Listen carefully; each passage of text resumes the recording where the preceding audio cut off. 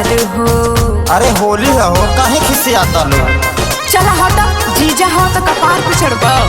मारल चाहे लो माजा होलिया में जीजा तू तो दे लहंगा सार हो।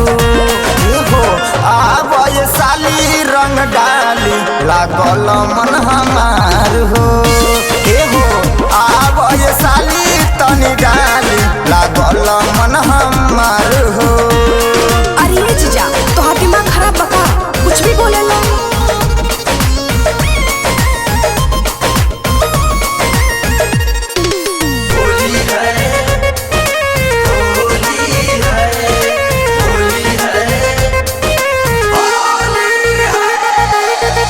ऐसे का देखो तारो अखिया के फाड़ हो। होलिया में जीजा ना लगा जुगाड़ हो। अरे यहाँ डालना गली तो करुआ तेल डालना। ऐसे का देखो तारो अखिया के फाड़ हो। होलिया में जीजा ना लगा जुगाड़ हो। डालो जनी रंग ऐसे रहना बेढंग तो ही माना करतानी बार बार हो। आब ये साली रंग डाली लागल मन हमार हो। आब ये साली तनी डाली लागल मन हमार हो।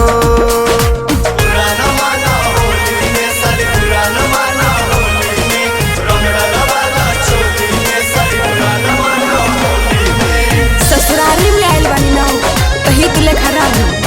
अरे मैं रसगुल्ला खा गलू, खिसिया तलू।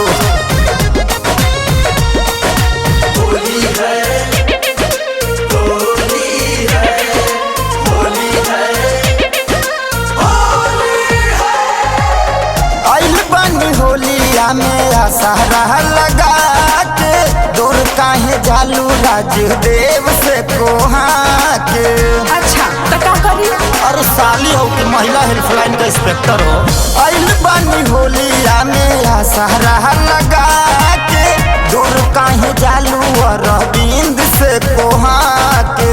पड़ल बाड़ा काहे पीछे ताको तार ऊपर नीचे देव बतिया बिगार हो। आब ये साली रंग डाली लागल मन हमार हो।